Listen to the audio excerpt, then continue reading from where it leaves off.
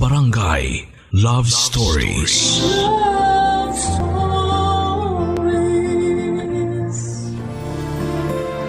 Kapag alam mong nasa mabuting kalagayan ang iyong mahal sa buhay, sinasabing napapanatag ang iyong loob.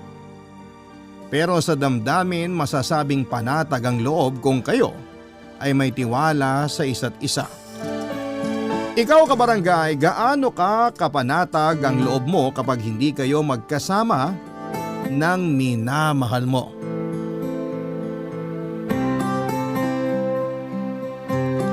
Dear Papa Dudut, magandang araw po sa inyo. Ako po si Dayan, 52 years old. Isa po akong dentista at wala na po ang mga magulang ko at ang nag-iisang kapatid ko ay nasa ibang bansa naninirahan.